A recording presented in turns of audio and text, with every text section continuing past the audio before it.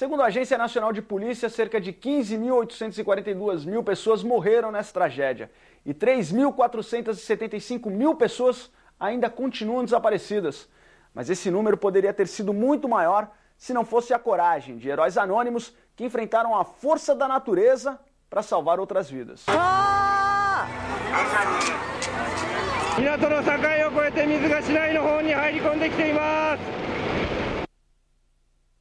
Ao receber o aviso que ondas gigantes estariam se aproximando, esse policial tenta impedir que os motoristas atravessem essa ponte.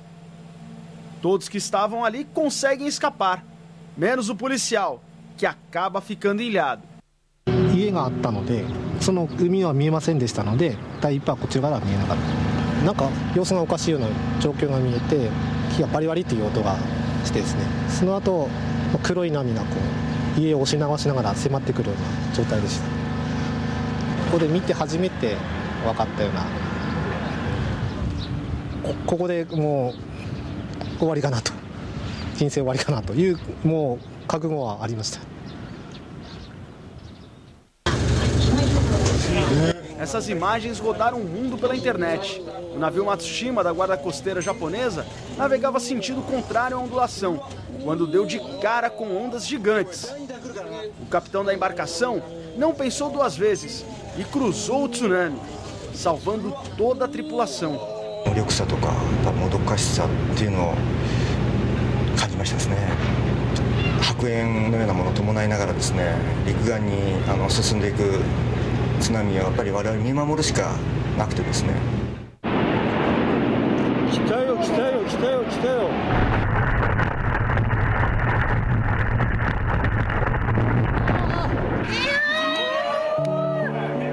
A professora Michiko Kusaka dava aula no segundo andar dessa escola e viu quando o tsunami se aproximava.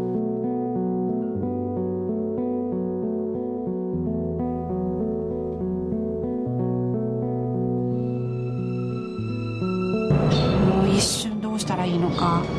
分かんなかったんだけれども、子どもたちが体育館にいると思って、もう必死にとにかく知らせて、みんなというか校舎の中に上げてあげないとって思って必死に走ってきました。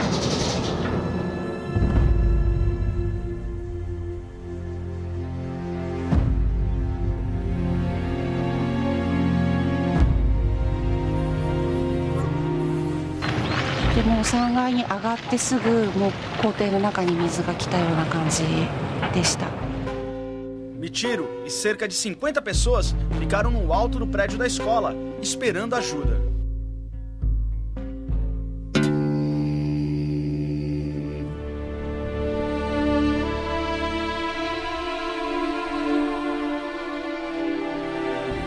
O Japão está localizado em cima de 4 placas tectônicas. Essas placas ficam no interior da Terra.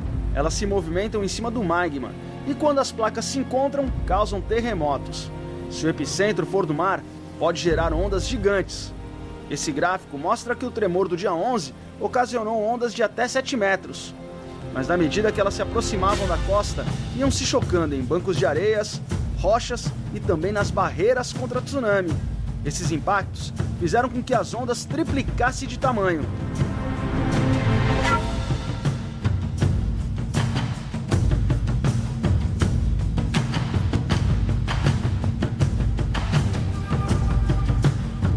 Daqui a gente consegue ter uma ideia do tamanho das ondas que invadiram a cidade de Shinomaki. O tsunami chegou a alcançar o 4º andar daquele prédio.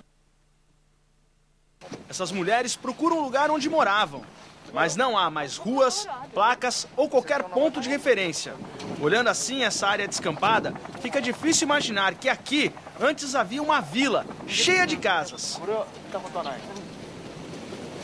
Aquelas senhoras acabaram de me contar que o que sobrou da casa delas é só esse quadrado de concreto. Essa casa elas nunca viram antes, e nem esse carro. Tudo isso foi trazido até aqui com a força das ondas. Eu morei aqui por mais de 17 anos. Faltava apenas 5 anos para terminar de pagar as prestações dessa casa. Essa japonesa acha melhor não pensar no que aconteceu. Já a irmã diz que o mais importante de tudo eles têm, que é a vida.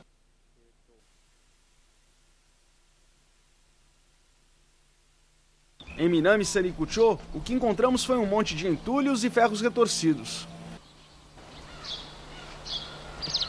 Não sobrou pedra sobre pedra.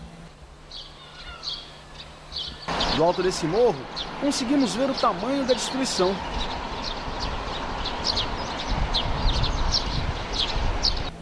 Cercada por barreiras contra tsunami, esse lugar era considerado seguro pelos moradores, até o dia 11 de março.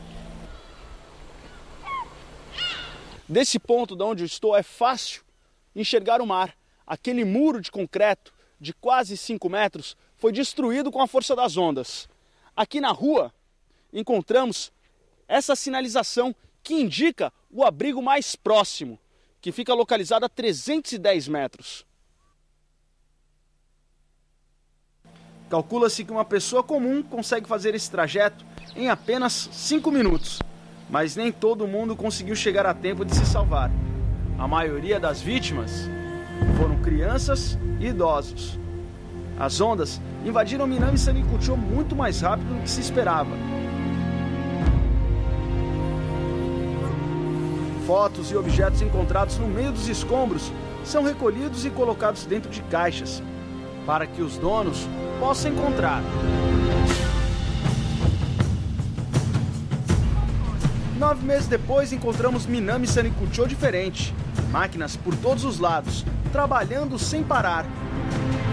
Boa parte do entulho que se encontrava aqui já foi retirado. O mesmo também acontece em outras regiões. Em muitos lugares já há energia elétrica. Aos poucos, o país vai se reerguendo. Calcula-se que vai demorar cerca de 30 anos para reconstruir tudo aquilo que as ondas levaram. Mas pode passar o tempo que for. O dia 11 de março de 2011 nunca mais será esquecido.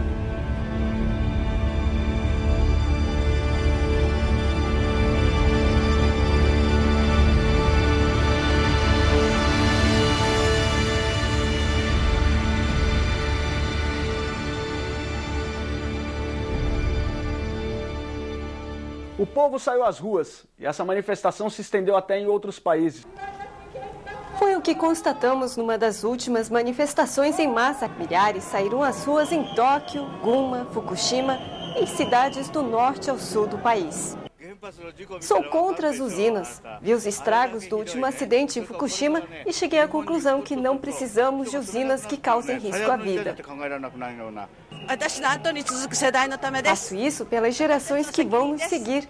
É nossa responsabilidade, disse esta mulher. Alguns participantes levaram as crianças para participar do protesto. Em muitos cartazes, mensagens pedem para salvar os menores de acidentes como o de Fukushima. Nessa passeata em Tóquio, os manifestantes pararam em frente ao prédio da TEPCO, empresa responsável pela usina nuclear de Fukushima, onde aconteceu o acidente. Desde o dia 11 de março, 35 dos 54 reatores que produzem energia elétrica em todo o país estão parados. 9 meses depois, o Instituto de Pesquisa Yamato revelou que o Japão teve redução de 42% na produção de energia nuclear, comparado com o resultado do mesmo período do ano passado. 2011 foi um ano difícil para todos que vivem no Japão. O medo da radiação, o medo de novos tremores e a incerteza econômica do país fez com que muitos brasileiros retornassem ao Brasil. O Japão já dá sinais de recuperação e hoje em algumas regiões já sobra empregos e falta mão de obra. Esperamos que 2012 seja um ano melhor para todos nós.